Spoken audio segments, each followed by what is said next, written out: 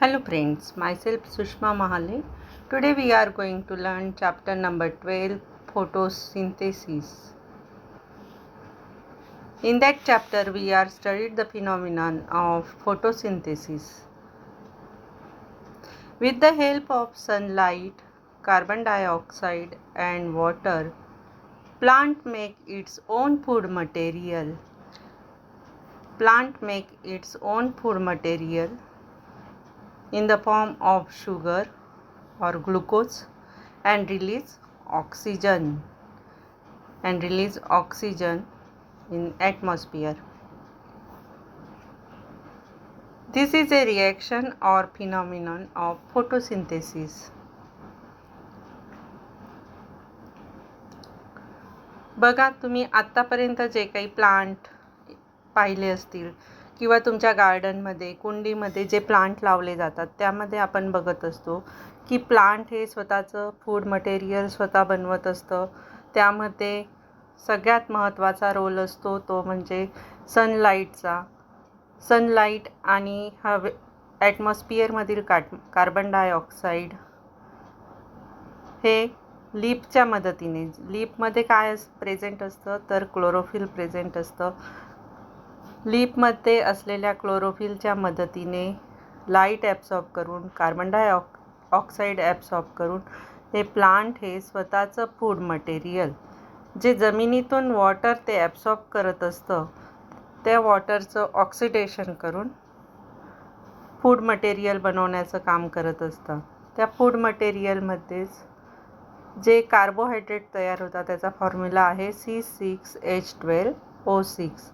यामधला जो H असतो हा H2O ऑक्सिडेशन करून प्लांट मिळवत असतो आणि ऑक्सिजन हा गॅस ॲटमॉस्फिअरमध्ये रिलीज करत असतो, बाहेर सोडत असतो.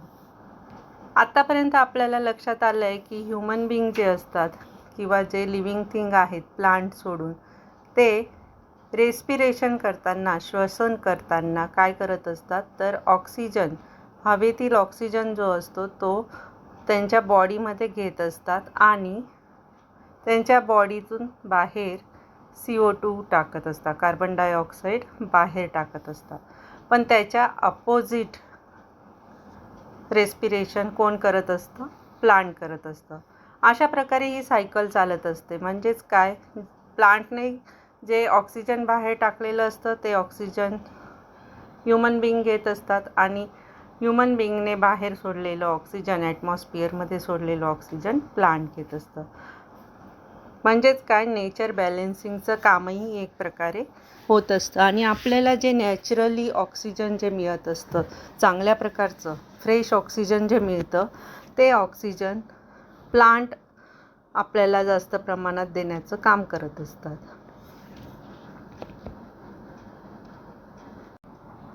Photosynthesis he oxidation and reduction reaction मानली जाते. ऑक्सिडेशन म्हणजे काय तर मॉलिक्युल्स ब्रेक करण्याचं काम यामध्ये केलं जात असतं आणि रिडक्शन म्हणजे काही मॉलिक्युल्स ॲड करण्याचं कामसुद्धा यामध्ये केलं जात असतं. म्हणजे दोन्ही प्रकारच्या प्रोसेस किंवा रिॲक्शन यामध्ये घडून येत असतात. जसं ऑक्सिडेशन म्हणजे वॉटर मॉलिक्यूल जे असतात H2O हे ब्रेक करून त्यापासून हायड्रोजन वेगळा काढला जात असतो आणि ऑक्सिजन गॅस वेगळा तयार केला, म्हणजे ब्रेक केला जात असतो वॉटर मॉलिक्यूलपासून. हे दोन मॉलिक्यूल्स वेगवेगळे केले जात असतात आणि रिडक्शन रिॲक्शनमध्ये हा जो हायड्रोजन मॉलिक्यूल असतो हा NADPH फॉर्म करण्यासाठी पुढे वापरला जात असतो. ज्यावेळी सन ॲटमॉस्फिअरमधून प्लांट हे सनपासून लाईट घेत असतात आणि ह्या लाईटचीच एनर्जी जी असते त्याला लाईट एनर्जी म्हणतात किंवा सोलर एनर्जी म्हणतात. ही सोलर एनर्जी प्लांट त्याचं फूड बनवण्यासाठी, फोटोसिंथेसिस प्रोसेस करण्यासाठी केमिकल एनर्जीमध्ये कन्वर्ट करत असतं. Light energy is converted into chemical energy आणि ज्यावेळी केमिकल एनर्जीमध्ये या रिॲक्शन्स होत असतात त्यावेळी ATP आणि NADPH हे दोन प्रॉडक्ट फॉर्म होत असतात. हे दोन प्रॉडक्ट हे लाईट रिॲक्शनमध्ये फॉर्म होतात आपण लाईट रिॲक्शन म्हणजे काय, कशा प्रकारे लाईट रिॲक्शन होत असते, कुठे लाईट रिॲक्शन होत असते याचा अभ्यास केलेला आहे. त्याचनंतर ही लाईट रिॲक्शनमध्ये जे प्रॉडक्ट ऑलरेडी फॉर्म होतात ते पुढे इंटरनली डार्क रिॲक्शनमध्ये वापरले जातात आणि डार्क रिॲक्शनमधून काय तयार होत असतं, शुगर किंवा कार्बोहायड्रेट, ज्याचा उपयोग प्लांट स्वतःचं फूड मटेरियल म्हणून करत असतं किंवा आपल्याला फ्रूटच्या रूपामध्ये ते शुगर देत असतं. बरोबर, आपण फ्रूटमध्ये शुगर पाहतो. फ्रूट कसे लागतात, स्वीट लागतात, याचा अर्थ त्यामध्ये शुगर प्रेझेंट असते. आत्तापर्यंतचे आपण एवढे सगळे रिॲक्शन्स फोटोसिंथेसिस या चॅप्टरमध्ये बघितल्या. आता आपल्याला त्यामधला लास्ट टॉपिक बघायचा आहे, तो म्हणजे फॅक्टर्स अफेक्टिंग ऑन फोटोसिंथेसिस. ज्या प्रकारे आपल्यावर बाहेरील जे काही ॲटमॉस्फिअर असतं, जसं लाईटचा, टेम्परेचरचा, वॉटरचा आपल्यावर परिणाम होत असतो, एफेक्ट होत असतो, त्याचप्रमाणे प्लांटसुद्धा लिव्हिंग ऑर्गॅनिझम आहे, लिव्हिंग थिंग आहे, म्हणून त्याच्यावर सुद्धा काही फॅक्टर्सचा फोटोसिंथेसिस ही प्रोसेस होण्यासाठी एफेक्ट होत असतो. जसं आता आपण खूप कोल्ड ठिकाणी गेलो, थंड रिजनमध्ये गेलो, एकदम कूल रिजन आहे ज्यामध्ये टेम्परेचर -डिग्रीमध्ये असेल, त्या ठिकाणी आपल्या ह्युमन बॉडीला काय होत असतं, ते कूल टेम्परेचर मानवत नाही, मग आपल्याला सर्दी होते, कफ होतात किंवा निमोनिया होतो, यासारखे डिसीज व्हायला लागतात.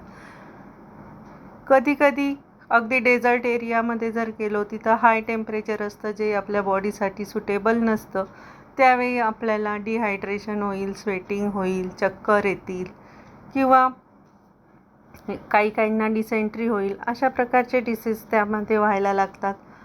हे जे एफेक्ट होत असतात ते आपल्या बॉडीला हे फॅक्टर्स अतिप्रमाणात मिळाल्यामुळे, त्यांचा अतिवापर झाल्यामुळे आपल्या बॉडीवर तो परिणाम होत असतो. किंवा कमी प्रमाणात आपल्याला टेम्परेचर मिळालं, म्हणजे कूलिंग एरियामध्ये जेव्हा जातो तेव्हा टेम्परेचर आपल्याला कमी मिळतं, म्हणून ते आपल्या बॉडीला सूट होत नाही, म्हणूनसुद्धा आपल्या बॉडीवर तो परिणाम होत असतो. अशाच प्रकारचे परिणाम प्लांटवर सुद्धा होत असतात. म्हणजेच काय, तर वॉटरचं प्रमाण जास्त झालं तरीही प्लांटवर परिणाम होणार, टेम्परेचरचं प्रमाण जास्त झालं तरी प्लांटवर परिणाम होणार, किंवा त्यामध्ये इंटरनली काही चेंज झाला किंवा काही गोष्टी, फॉर एक्झाम्पल क्लोरोफिल कमी प्रमाणात असेल किंवा त्याचं प्लांट लीफचं स्ट्रक्चर जे असतं त्याची साईज छोटी असेल किंवा मोठी असेल, याच्यावर सुद्धा त्याचं फोटोसिंथेसिस ही प्रोसेस डिपेंड असते. आता ते कुठले कुठले फॅक्टर्स आहेत हे पाहण्यासाठी आपण ते 2 भागामध्ये डिवाईड केलेले आहेत. ते 2 भाग म्हणजे कसे, तर एक म्हणजे internal factor and second is external factor. Internal फॅक्टरमध्ये प्लांटचे इंटरनल जे फॅक्टर असतात, फॉर एक्झाम्पल फोटोसिंथेसिससाठी जनरली आपल्याला प्लांटला क्लोरोफिलची गरज असते. तर क्लोरोफिल किती प्रमाणात त्या प्लांटमध्ये प्रेझेंट आहे, त्याच्या मेसोफिल टिश्यूमध्ये किती प्रमाणात क्लोरोफिल प्रेझेंट आहे, याच्यावर फोटोसिंथेसिस प्रोसेस डिपेंड असते.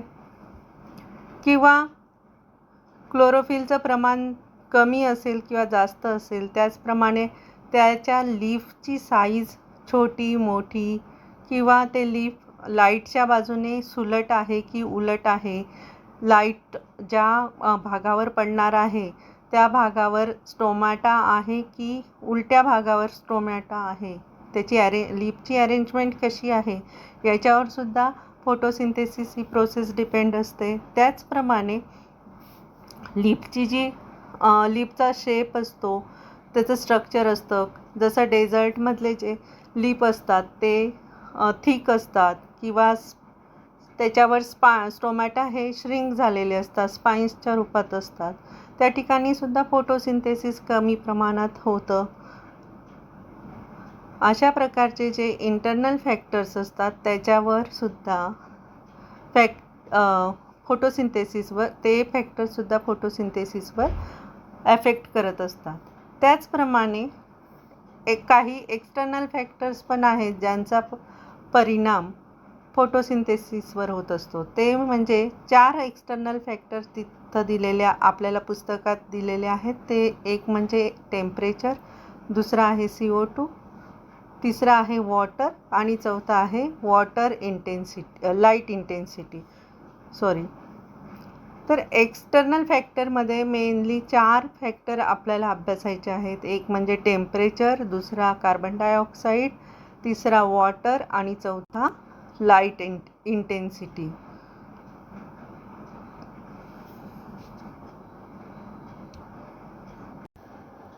फोटोसिंथेसिस होण्यासाठी जे फॅक्टर्स गरजेचे असतात ते फॅक्टर्स जर योग्य प्रमाणात प्लांटला मिळाले तर प्लांटची ग्रोथ चांगल्या प्रकारे होत असते. पण जर आपण वॉटरचंच एक्झाम्पल घेतलं की वॉटर आपण जास्त प्रमाणात प्लांटला देण्याचा विचार केला तर त्या ठिकाणी फंगस तयार होतात रूटजवळ आणि ते फंगस तयार झाल्यामुळे ते प्लांटची ग्रोथ कमी प्रमाणात होते आणि एखाद वेळेस ते प्लांट मरूही शकतं. पण तेच पाणी जर आपण विचार केला की नाही जास्त पाणी दिल्याने प्लांट मरतं आहे तर आपण कमी प्रमाणात देऊया. त्याला जेवढे पाण्याची गरज आहे तेवढ्या पाणी न देता आपण अजून त्याच्यातून कमी प्रमाण दिलं पाण्याचं तर काय होईल, तर त्याला जितक्या पाण्याची गरज आहे फोटोसिंथेसिससाठी तेवढं न मिळाल्यामुळे सुद्धा ते कोमजून जातं. त्याचप्रमाणे जास्त प्रमाणात सनलाईट जर प्लांटवर पडला तर प्लांट कोमजून जातं किंवा मरतं किंवा त्याचे लीफ जळतात. आपल्याला येल्लोइश लीफ दिसायला लागतात. याचाच अर्थ काय, तर तिथं सनलाईट जास्त प्रमाणात पडत असतो किंवा पाण्याचं प्रमाण जास्त झालेलं असतं किंवा कमी झालेलं असतं. हे जे फॅक्टर्स असतात जे फोटोसिंथेसिसवर परिणाम करत असतात किंवा फोटोसिंथेसिस होऊ देत नाही, हे काय असतात तर लिमिटिंग फॅक्टर्स असतात. A limiting factor is anything in short supply that prevents photosynthesis occurring at its maximum rate. ज्यावेळी फोटोसिंथेसिस होत असतं त्यावेळी जे फॅक्टर्सचा शॉर्ट सप्लाय होत असतो त्यांना लिमिटिंग फॅक्टर असं म्हटलं जातं.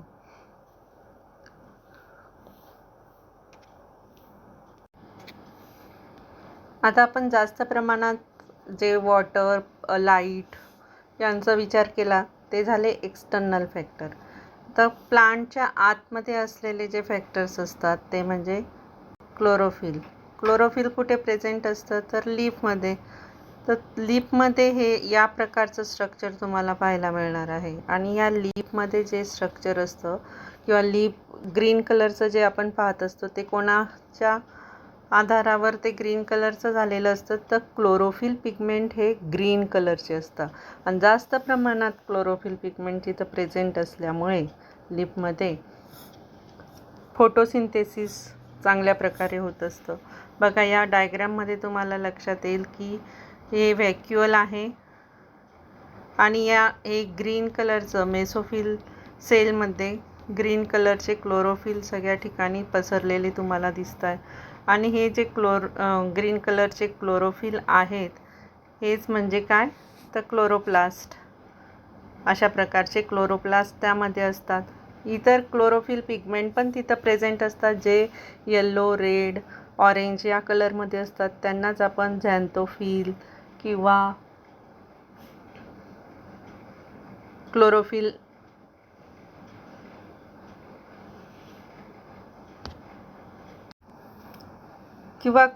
सोबत प्रेझेंट असलेले कॅरोटिनॉइड्स जे असतात, झॅन्थोफिल आणि कॅरोटिनॉइड्स हे सुद्धा कलर पिगमेंट असतात जे क्लोरोफिल सोबत प्रेझेंट असतात लीफमध्ये आणि फोटोसिंथेसिस ही प्रोसेस होण्यासाठी ते मदत करत असतात.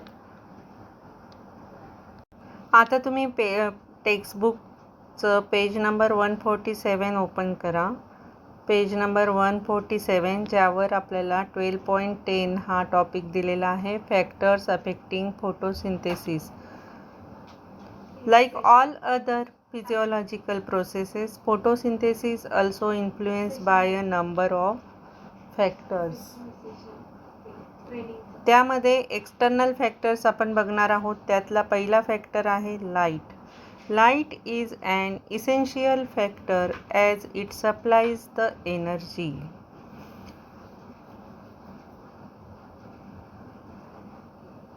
It is necessary for photosynthesis. Light हा फोटोसिंथेसिससाठी खूप गरजेचा असतो. Both quality and intensity of light affect photosynthesis.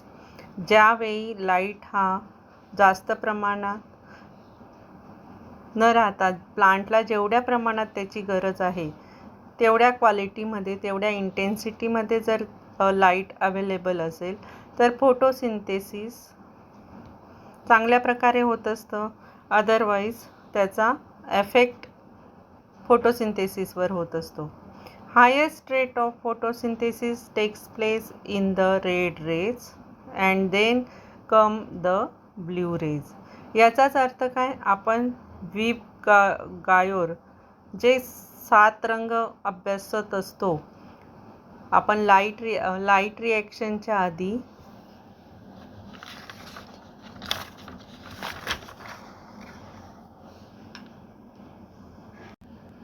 Nature of लाईटचा अभ्यास केला.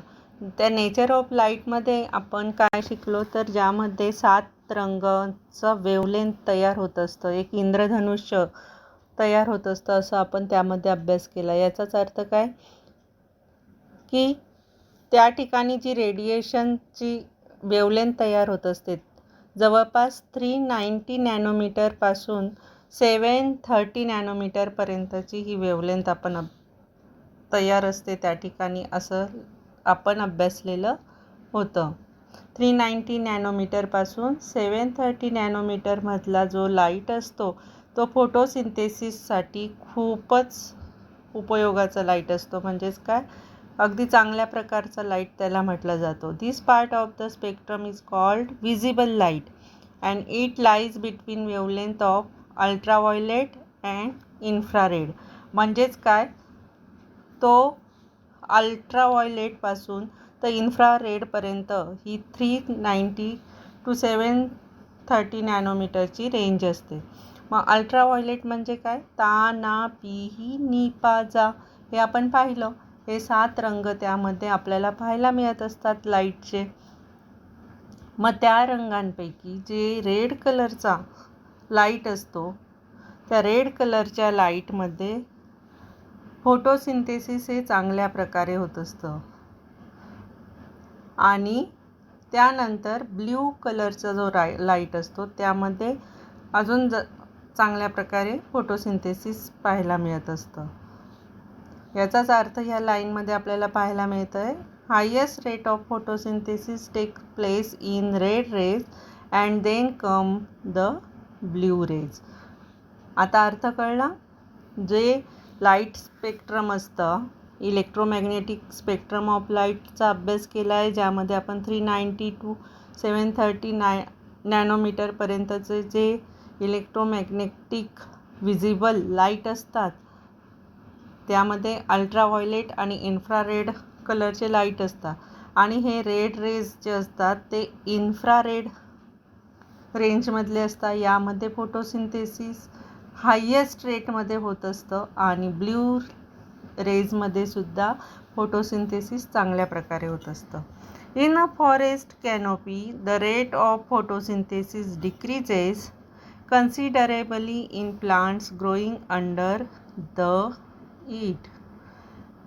आता डार्क फॉरेस्ट जिथं असतं, ज्या ठिकाणी खूप घनदाट असं जंगल असेल, त्या ठिकाणी काय होतं की सगळ्यात मोठे मोठे असे सगळीकडे अगदी जवळजवळ लागून असे प्लांट्स किंवा ट्रीज असतात, आणि ते पण एकदम घनदाट मोठे.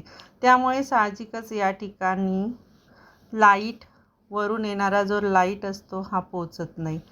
हा लाईट जर त्या ठिकाणी चांगल्या प्रकारे पोचला नाही हा लाईट सगळ्यात आधी कुठे पडेल? या घनदाट प्लांटवर पडेल.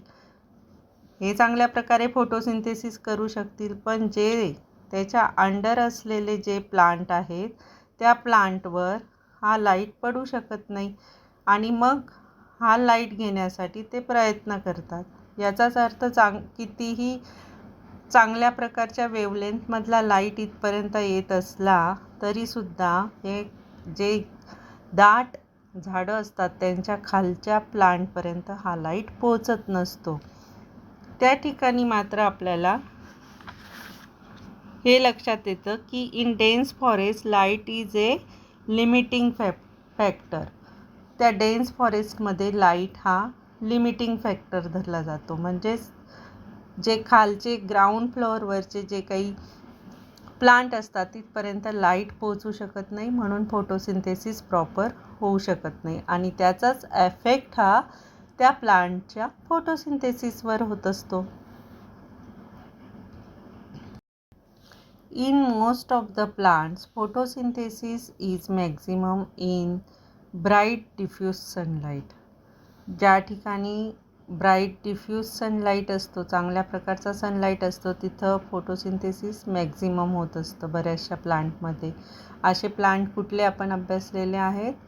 C3 प्लांट्स, ज्यामध्ये सुटेबल असं एन्व्हायरमेंट असतं, जास्त ड्राय रिजन नसतो किंवा जास्त कोल्ड रिजन नसतं. त्या ठिकाणी फोटोसिंथेसिस हे ब्राईट डिफ्यूज सनलाईटच्या मदतीने चांगल्या प्रकारे त्या प्लांटमध्ये होत असतं. It decreases in strong light.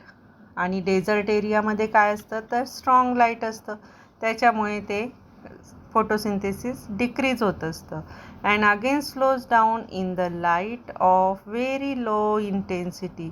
आणि ज्या ठिकाणी लाईटाचं प्रमाण खूप कमी आहे, फॉर एक्झाम्पल आता समजून घ्या चांगल्या जे C3 मधले जे प्लांट्स असतील, C3 सायकलवाले प्लांट्स किंवा ज्या प्लांटला चांगल्या प्रकारच्या सनलाईटची गरज आहे, रिफ्लेक्टिव्ह सनलाईटमध्ये ते चांगल्या प्रकारे ग्रो होत नसेल, असा प्लांट जर आपण इंटरनली म्हणजे आपल्या घरामध्ये ग्रो करण्यासाठी कुंडीमध्ये एखादं प्लांट लावलं तर काय होईल? त्याला प्रॉपर असं सनलाईट मिळणार नाही आणि त्याला रिफ्लेक्टिव्ह सनलाईटमध्ये जगता येणार नाही. रिफ्लेक्टिव्ह सनलाईट म्हणजेच काय तर सन हा डायरेक्टली आपल्या घरात सनलाईट येत नाही, तर तो सनलाईट आल्यानंतर त्याच्यापासून रिफ्लेक्शन तयार होतं आणि ते रिफ्लेक्शन असलेला जो लाईट असतो तो जे आपल्या घरामध्ये छोटे छोटे प्लांट्स आपण लावत असतो, ते प्लांट्स त्यांचे लीफ साईज छोटी असते किंवा त्या प्लांटला तेवढ्या लाईटमध्ये जगण्याची सवय असते. असेच प्लांट चांगल्या प्रकारे त्या ठिकाणी ग्रो होऊ शकतात घरामध्ये. पण जे प्लांटला खूप जास्त प्रमाणात लाईटाची गरज असते ते प्लांट्स घरात कोमजून जातात. याचाच अर्थ लाईटाची जर लो इंटेन्सिटी असली तरीसुद्धा फोटोसिंथेसिस त्या ठिकाणी प्रॉपर होत नसतं. It has also been found that interrupted and continuous photosynthesis for relatively long periods of time may be sustained without any visible damage to the plant. आणि त्यामुळे काय होतं, एखाद वेळेस फोटोसिंथेसिस हे लॉंग पिरियडपर्यंत चांगल्या प्रकारे जर झालं नाही, काही त्यामध्ये प्रॉब्लेम येत गेला, त्यांना सनलाईट चांगलं मिळालं नाही किंवा वॉटर जास्त प्रमाणात दिलं गेलं, कमी प्रमाणात दिलं गेलं किंवा CO2चं प्रमाण कमी झालं, जास्त झालं, या प्रकारचा जो एफेक्ट त्यामध्ये होत जातो, त्यामुळे एखाद वेळेस ते प्लांट मरू पण शकतं. सेकंड एक्सटर्नल अफेक्टिंग फॅक्टर आहे कार्बन डायऑक्साईड. कार्बन डायऑक्साईड हा main source of carbon dioxide in land plant is the atmosphere. ॲटमॉस्फिअरपासूनच प्लांट घेत असतो कार्बन डायऑक्साईड आणि त्याच्या रेस्पिरेशनसाठी, फोटोसिंथेसिससाठी कार्बन डायऑक्साईड खूप गरजेचा असतो. Which contains only 0.3% of the gas. ॲटमॉस्फिअरमधला जेवढा CO2 असतो त्याच्यापैकी फक्त 0.3% तितकाच CO2 प्लांटसाठी गरजेचा असतो.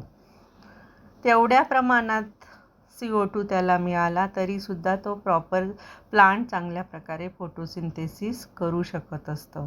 Under normal conditions of temperature and light, carbon dioxide act as a limiting factor in photosynthesis. Limiting factor म्हणजे ज्याचं शॉर्टेज आहे त्याला लिमिटिंग फॅक्टर म्हटलं गेलं आहे.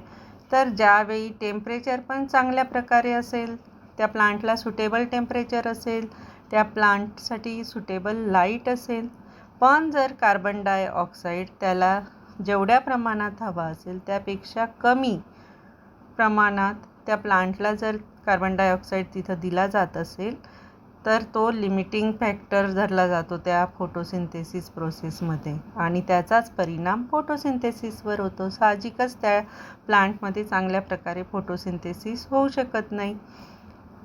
An increase in concentration of CO2 increases the photosynthesis. आणि CO2चं प्रमाण त्या ठिकाणी वाढवलं की फोटोसिंथेसिससुद्धा वाढतं. फोटोसिंथेसिसची रिॲक्शन फास्ट व्हायला सुरुवात होते.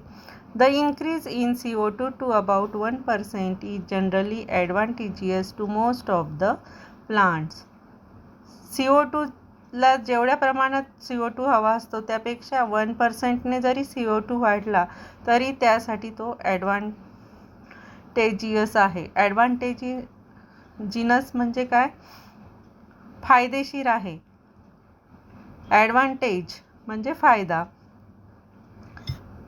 म्हणजे थोडंफार कार्बन डायऑक्साईडचं प्रमाण वाढलं तरीही प्लांटला फोटोसिंथेसिससाठी त्याचा फायदाच होत असतो. Higher concentration of the gas has an inhibitory effect on photosynthesis. पण एका विशिष्ट लिमिटपर्यंतच या गॅसचा परिणाम होत असतो किंवा कार्बन डायऑक्साईडचा वापर केला जात असतो. प्लांटला असं नाही की जास्त प्रमाणात CO2 दिला म्हणजे जास्त प्रमाणात फोटोसिंथेसिस व्हायला सुरुवात होतं. फोटोसिंथेसिस त्याला जेवढ्या प्रमाणात कार्बन डायऑक्साईड हवं असतं तेवढ्या प्रमाणात बरोबर होत असतं आणि त्यानंतर त्याचं एक लिमिट असतं. तिथपर्यंत ते फोटोसिंथेसिस झाल्यानंतर तेवढ्या लिमिटपर्यंत कार्बन डायऑक्साईडच्या घेण्याच्या लिमिटपर्यंत पूर्णपणे स्टॉप होत असतं किंवा स्टेबल होत असतं. एवढ्याच प्रमाणात CO2 आपल्याला प्लांटला गरजेचं आहे. हे एका ग्राफद्वारे तुम्हाला शो केला गेलेला आहे टेक्स्टबुकमध्ये. बघा, ग्राफ आहे 12.15 इफेक्ट ऑफ CO2 कॉन्सन्ट्रेशन. या ठिकाणी कार्बन डायऑक्साईड कॉन्सन्ट्रेशन दाखवलेलं आहे एक्स ॲक्सिसवर आणि वाय ॲक्सिसवर रेट ऑफ फोटोसिंथेसिस. वाय आणि एक्स ॲक्सिसवर ज्यावेळी कार्बन डायऑक्साईडचं कॉन्सन्ट्रेशन वाढत जातं त्यावेळी फोटोसिंथेसिसचा रेटही वाढत जातो. पण त्याचं एक विशिष्ट असं लिमिट असतं. या लिमिटपर्यंत कार्बन डायऑक्साईड वाढवला तर फोटोसिंथेसिस तेवढ्या लिमिटपर्यंत चांगल्या प्रकारे होत असतं. पण त्यानंतर जरी आपण कार्बन डायऑक्साईड जास्त प्रमाणात वाढवला तरीही फोटोसिंथेसिसची प्रोसेस त्या ठिकाणी स्टेबल होत असते. बघा, कॉन्सन्ट्रेशन ऑफ CO2 पुढे वाढत जाणार पण फोटोसिंथेसिसचा जो रेट असतो तो पुढे एका लिमिटपर्यंत जाऊन स्टेबल झालेला आपल्याला या ग्राफमध्ये पाहायला मिळतोय. एवढ्याच प्रमाणात CO2 आपल्याला प्लांटला गरजेचं आहे. हे एका ग्राफद्वारे तुम्हाला शो केला गेलेला आहे टेक्स्टबुकमध्ये. बघा, ग्राफ आहे 12.15 इफेक्ट ऑफ CO2 कॉन्सन्ट्रेशन. या ठिकाणी कार्बन डायऑक्साईड कॉन्सन्ट्रेशन दाखवलेलं आहे एक्स ॲक्सिसवर आणि वाय ॲक्सिसवर रेट ऑफ फोटोसिंथेसिस. वाय आणि एक्स ॲक्सिसवर ज्यावेळी कार्बन डायऑक्साईडचं कॉन्सन्ट्रेशन वाढत जातं त्यावेळी फोटोसिंथेसिसचा रेटही वाढत जातो. पण त्याचं एक विशिष्ट असं लिमिट असतं. या लिमिटपर्यंत कार्बन डायऑक्साईड वाढवला तर फोटोसिंथेसिस तेवढ्या लिमिटपर्यंत चांगल्या प्रकारे होत असतं. पण त्यानंतर जरी आपण कार्बन डायऑक्साईड जास्त प्रमाणात वाढवला तरीही फोटोसिंथेसिसची प्रोसेस त्या ठिकाणी स्टेबल होत असते. बघा, कॉन्सन्ट्रेशन ऑफ CO2 पुढे वाढत जाणार, पण फोटोसिंथेसिसचा जो रेट असतो तो पुढे एका लिमिटपर्यंत जाऊन स्टेबल झालेला आपल्याला या ग्राफमध्ये पाहायला मिळतोय. थर्ड एक्सटर्नल अफेक्टिंग फॅक्टर आहे temperature. Like all other physiological processes, photosynthesis also needs a suitable temperature. फोटोसिंथेसिससाठी ज्याप्रमाणे CO2 ची गरज असते, लाईटची गरज असते, त्याचप्रमाणे टेम्परेचरची सुद्धा गरज असते. आणि सुटेबल टेम्परेचर ज्या ठिकाणी असेल त्या ठिकाणी चांगल्या प्रकारे प्लांटची ग्रोथ होत असते. याचाच अर्थ काय, फोटोसिंथेसिस चांगल्या प्रकारे होत असतं. In the presence of plenty of light and carbon dioxide, photosynthesis increases with the rise of temperature till it becomes maximum. जोपर्यंत प्लांटला जेवढ्या टेम्परेचरची गरज आहे तेवढं सुटेबल टेम्परेचर ज्या ठिकाणी मिळत असतं तिथं सनलाईट आणि कार्बन डायऑक्साईडच्या मदतीने आणि टेम्परेचरच्या मदतीने फोटोसिंथेसिसचा रेट जास्त प्रमाणात असतो. पण जर टेम्परेचरचं प्रमाण वाढलं, जास्त प्रमाणात टेम्परेचर हॉट कंडिशन तिथं तयार झाली तर काय होतं, after that there is a decrease or fall in the rate of the process. म्हणजे आपोआपच फोटोसिंथेसिसचा रेट कमी होत जातो. The optimum temperature at which the photosynthesis is maximum 25 to 30 degree Celsius. जास्तीत जास्त प्लांटला 25 to 30 डिग्री सेल्सिअसपर्यंतचंच तापमान किंवा टेम्परेचरची गरज असते. in certain plants like Opuntia, photosynthesis takes place at as the 55 degree Celsius. Opuntia नावाचं जे प्लांट असतं, जसं काही गोष्टींना अपवाद असतो असं म्हणतो आपण, त्याप्रमाणे जनरली सगळ्याच प्लांटला 25 to 30 डिग्री सेल्सिअसचं तापमान गरजेचं असतं, टेम्परेचर गरजेचं असतं.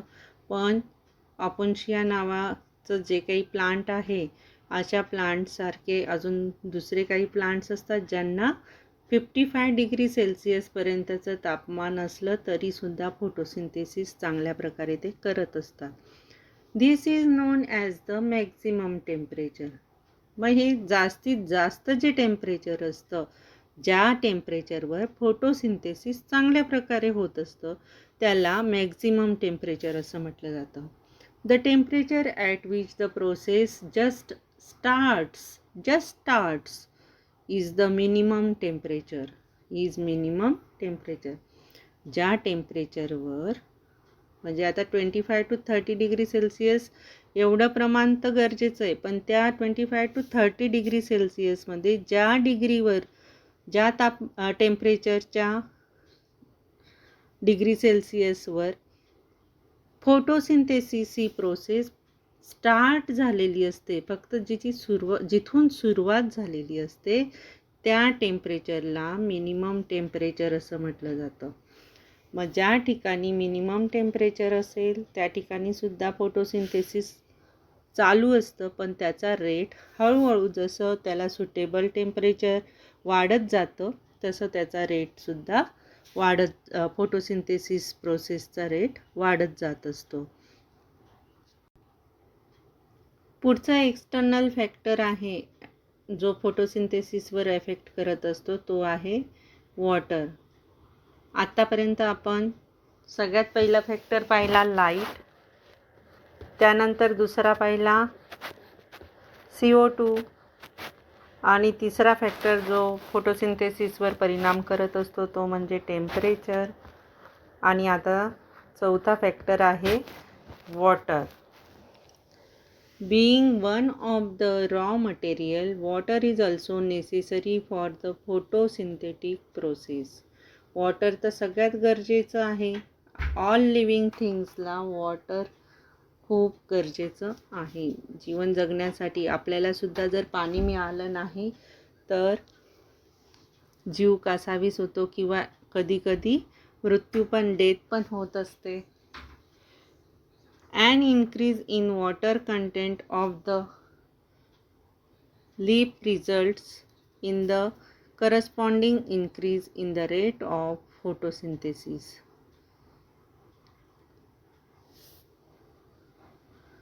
Thus, the limiting effect of water is not direct but indirect. Limiting effect of वॉटरचा परिणाम हा डायरेक्टली जरी नाही होत पण इनडायरेक्टली होत असतो. म्हणजेच काय, ज्या ठिकाणी जास्त प्रमाणात वॉटर दिलं गेलं तर काय होतं, त्या ठिकाणी मी आधीच सांगितलं की जर प्लांटला जास्त प्रमाणात वॉटर दिलं तर त्या ठिकाणी फंगस तयार होतं आणि ते फंगस तयार झाल्यामुळे प्लांटला डॅमेज व्हायला लागतं आणि प्लांट त्या ठिकाणी कोमजतं किंवा मरूही शकतं. पण जर पाण्याचं प्रमाणही कमी दिलं तरीसुद्धा पाण्याला जेवढ्या प्रमाणाची गरज असते तेवढं प्रमाण न मिळाल्यामुळे फोटोसिंथेसिस त्या ठिकाणी प्रॉपर होत नाही. अशा प्रकारे डायरेक्ट किंवा इनडायरेक्ट इफेक्ट या वॉटरचा प्लांटवर होत असतो. It is mainly due to the fact that it helps in maintaining the turgidity of assimilatory cells and the proper hydration of their protoplasm. आणि मेन म्हणजे ही फॅक्ट आहे की वॉटर हे त्याची टर्जिडिटी फॉर्म करत असतं प्लांटची. त्याचप्रमाणे प्लांटमध्ये जे हायड्रेशन होत असतं ज्याच्यामुळे वॉटर मॉलिक्यूल ब्रेक होऊन हायड्रोजन मॉलिक्यूल सेपरेट होत असतो, हायड्रोजन ॲटम सेपरेट होत असतो प्रोटोप्लाझममधला. तर हे सगळं वॉटरच्याच कमी जास्त प्रमाणावर आधारित असतं. म्हणजे वॉटर जेवढ्या प्रमाणात तिथं प्रेझेंट असेल, जेवढ्या प्रमाणात त्या प्लांटमध्ये असेल तेवढ्या प्रमाणातच फोटोसिंथेसिसचा रेट चालत असतो. अदरवाईज त्याच्यावर साईड इफेक्ट होत असतो. म्हणजेच काय, प्लांटचं प्रमाण कमी असलं तर वॉटरचं प्रमाण कमी असलं तर प्लांट चांगल्या प्रकारे ग्रोथ करत नाही. त्याचप्रमाणे त्याच्या इतर इंटरनल ऑर्गन्सवर सुद्धा त्याचा परिणाम होत असतो. फोटोसिंथेसिसवर तर त्याचा परिणाम होतोच, पण त्याचा हायड्रेशनवर आणि टर्जिडिटीवर सुद्धा परिणाम होत असतो. अशा प्रकारे आपण आत्तापर्यंतचे हे 4 फॅक्टर ज्यांचा प्लांटवर परिणाम ॲफेक्ट होताना पाहिला. ते 4 फॅक्टर होते, एक्सटर्नल फॅक्टर्स होते, जे आपल्याला ॲटमॉस्फिअरमधून प्लांट घेत असतो हे लक्षात आलेलं आहे किंवा आपण स्टडी केलेलं आहे. ज्यामध्ये पहिला फॅक्टर होता लाईट फॅक्टर, दुसरा होता कार्बन डायऑक्साईड, तिसरा टेम्परेचर आणि चौथा वॉटर. अशा प्रकारे लाईट, कार्बन डायऑक्साईड, टेम्परेचर आणि वॉटर हे एक्सटर्नल फॅक्टर जर प्लांटला पाहिजे त्या प्रमाणात अवेलेबल असले तर प्लांटची ग्रोथ किंवा फोटोसिंथेसिस प्रोसेसचा रेट चांगल्या प्रकारे त्या ठिकाणी पाहायला मिळत असतो. हे आपल्याला स्टडीद्वारे लक्षात आलेलं आहे.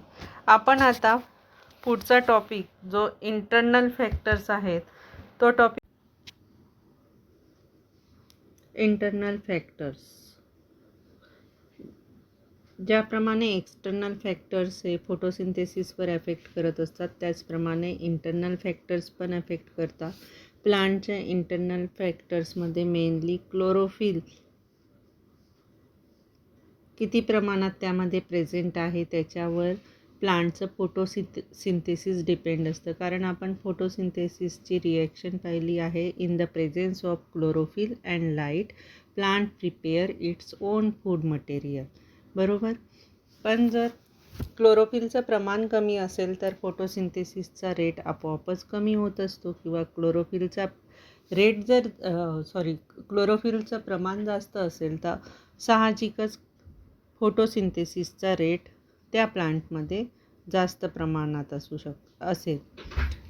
So the presence of chlorophyll is essential for photosynthesis. but the rate of photosynthesis is proportional to the quantity of chlorophyll present. बघा मी आत्ताच तुम्हाला सांगितलं त्याचप्रमाणे इथं दिलेलं आहे की the rate of photosynthesis is proportional to the quantity of chlorophyll present. म्हणजेच जेवढ्या प्रमाणात क्लोरोफिल प्रेझेंट असेल त्यालाच प्रपोर्शनल फोटोसिंथेसिसचा रेट असतो. It is because of the fact that chlorophyll merely act as a biocatalyst and hence a small quantity of quite enough to maintain the large bulk of the reacting substances. क्लोरोफिलला या photosynthesis रिॲक्शनमध्ये बायोकॅटलिस्ट असं म्हटलं गेलेलं आहे. तर बायोकॅटलिस्ट म्हणजेच काय, तर जो रिॲक्शनमध्ये स्वतः प्रेझेंट असतो पण रिॲक्शनचा रेट वाढवण्याचं काम करतो, पण त्याच्या स्वतःवर त्याचा काहीही परिणाम होत नसतो. म्हणजे त्याच्या उपस्थितीमध्ये त्याच्यावर काहीही परिणाम न होऊ देता फक्त त्या रिॲक्शनचा रेट वाढवण्याचं काम हा कॅटॅलिस्ट करत असतो. म्हणून याला बायोकॅटॅलिस्ट म्हटलं गेलं आहे फोटोसिंथेसिस या प्रोसेसमध्ये. तुम्हाला प्रश्नही विचारला जाऊ शकतो की फोटोसिंथेसिसमध्ये बायोकॅटॅलिस्ट म्हणून कुठला फॅक्टर काम करत असतो, तर तो असतो chlorophyll. And hence a small quantity is quite enough to maintain the large bulk of the reacting substances. The final product in the photosynthesis reaction is sugar, and its accumulation in the cells slow down the process of photosynthesis. जोपर्यंत sugar तयार होत नाही, final product तयार होत नाही, तोपर्यंत फोटोसिंथेसिसचा rate हा higher असतो. पण शुगर तयार झाल्यानंतर फोटोसिंथेसिसचा रेट कमी कमी होत जातो, ती प्रोसेस स्लो होत जाते. The thickness of cuticle and epidermis of the leaf, the size and distribution of intercellular spaces, and the distribution of the stomata, and the development of chlorenchyma and other tissues also affects the rate of photosynthesis. बघा, फक्त chlorophyll हाच internal factor photosynthesis प्रोसेसवर affect करत असतो असं नाही, तर त्याबरोबरच थिकनेस ऑफ क्युटिकलची थिकनेस किती प्रमाणात आहे, जाड थिकनेस अगदी जास्त प्रमाणात जाड असेल क्युटिकल तर फोटोसिंथेसिस प्रॉपर होत नाही. कमी प्रमाणात थिक असेल तरीही, अगदी खूपच बारीक असेल, स्मॉल साईजमध्ये लीफ असेल तर त्याची थिकनेस एकदम छोटीशी राहणार आणि तेवढ्या याच्यातसुद्धा फोटोसिंथेसिस प्रॉपर होत नाही. पण फॉर एक्झाम्पल आपण पीपल ट्री जर बघितलं तर पीपल ट्रीचं जे लीफ असतं त्याच्यामध्ये फोटोसिंथेसिस चांगल्या प्रकारे होत असतं. थिकनेस ऑफ क्युटिकलवर, एपिडर्मिस ऑफ द लीफवर सुद्धा हे फोटोसिंथेसिस प्रोसेस डिपेंड असते. The size and distribution of intercellular spaces, त्याचप्रमाणे साईजवर छोट्या साईजचे लीफ असले किंवा मोठ्या साईजचे लीफ असले, या दोघांपेक्षा जे म्हणजेच काय, मोठ्या साईजचे म्हणण्यापेक्षा जे छोटे म्हणजे यंग प्लांटचे जे लीफ असतात त्याच्यामधलं फोटोसिंथेसिस आणि जे ओल्ड होण्यात आलेले लीफ असतात म्हणजेच काय, जे येल्लोइश कलरचे होत चाललेले लीफ असतात त्यांच्यामधलं फोटोसिंथेसिस यामध्ये फरक असतो. आणि जे मिडल एजमधले लीफ असतात त्यांच्यामध्ये फोटोसिंथेसिस मात्र प्रॉपर होत असतं. तसं हे जे इंटरसेल्युलर स्पेसेस असतात त्याच्यावर किंवा साईजवर किंवा थिकनेसवर, लीफच्या थिकनेसवर, एपिडर्मिसवर ही सगळी फोटोसिंथेसिसची प्रोसेस डिपेंड असते. यापैकी कुठलीही थिंग कमी जास्त प्रमाणात असली तरीही फोटोसिंथेसिसवर त्याचा परिणाम होत असतो. त्याचप्रमाणे the distribution of the stomata, त्यामधला स्टोमॅटा कशा प्रकारचा आहे, श्रिंक स्टोमॅटा आहे की चांगल्या नॉर्मल स्टोमॅटा जो आपण पाहतो, जो C3 पाथ सायकलमध्ये आपण पाथवेमध्ये आपण पाहिलेला आहे, की साधारण जे ग्रीन लीफ असतात त्यामधलं स्टोमॅटो दिवसाच्या टायमाला इझिली ओपन होतं आणि CO2 आतमध्ये घेत असतात. पण त्याच्या अपोजिट आपण कॅम्प पाथवेमध्ये पाहिलं की त्यामधले जे प्लांट असतात त्याचे स्टोमॅटा हे श्रिंक असतात, ज्यामुळे दिवसाच्या टायमाला फोटोसिंथेसिस प्रॉपर होऊ शकत नाही. And the development of chlorenchyma and other tissues also affects the rate of photosynthesis. अशा प्रकारे असे भरपूर सारे जे काही अदर इंटरनल पार्ट्स आहेत त्यांच्यावर सुद्धा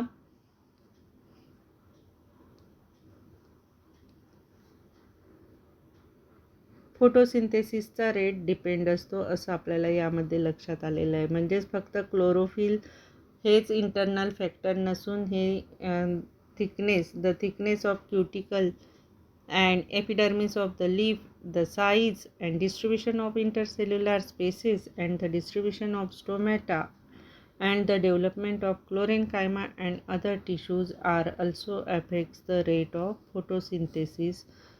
हे आपण इंटरनल फॅक्टर म्हणून लिहू शकतो.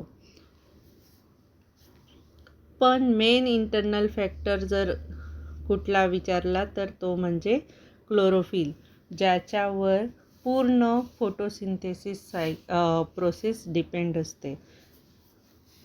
त्यानंतर हे सगळे इंटरनल फॅक्टर्स थोडेफार प्रमाणात फोटोसिंथेसिसवर ॲफेक्ट करत असतात. अशा प्रकारे आपण आज external factors and internal factors जे फोटोसिंथेसिस प्रोसेसवर ॲफेक्ट करत असतात हे शिकलो. तुम्ही पेज नंबर 147 अँड 148 यावरचे फॅक्टर्स अफेक्टिंग फोटोसिंथेसिस जर चांगल्या प्रकारे वाचले तरीही तुम्हाला बऱ्याच गोष्टी चांगल्या प्रकारे कळतील. याच्यावर खूप सारे क्वेश्चन विचारले जात नाही, पण एक मेन क्वेश्चन विचारला जाऊ शकतो की explain the factors which are affect on the rate of photosynthesis. त्यावेळी तुम्हाला एक्सटर्नल फॅक्टर आणि इंटरनल फॅक्टर्स दोन्ही लिहावे लागतील. त्यामध्ये एक्सटर्नल फॅक्टर्समध्ये हे 4 पॉईंट लिहावे लागणार आहेत: light, carbon dioxide, temperature and water.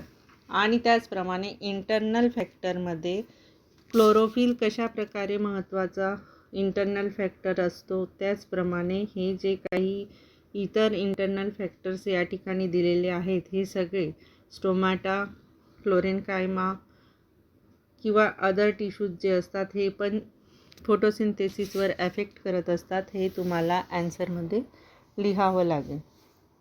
म्हणून चांगल्या प्रकारे टेक्स्टबुक वाचा, त्याचा अभ्यास करा. नेक्स्ट टॉपिकमध्ये आपण ब्लॅकमॅन्स लॉ ऑफ लिमिटिंग फॅक्टर बघणार आहोत, जो आपल्या ह्या चॅप्टरमध्ये फोटोसिंथेसिस चॅप्टरमध्ये लास्ट पॉईंट आहे. म्हणजेच काय, आता आपण लास्ट पॉईंटच शिकत आहोत 12.10, ज्यामध्ये फॅक्टर्स अफेक्टिंग फोटोसिंथेसिसमध्ये आपण external factors and internal factors लक्षात घेतले. नेक्स्ट व्हिडिओमध्ये आपण तोच पॉईंट कंटिन्यू करणार आहोत, फक्त त्यामध्ये ब्लॅकमॅन्स लॉ काय आहे लिमिटिंग फॅक्टरबद्दलचा ते आपल्याला अभ्यास करायचा आहे.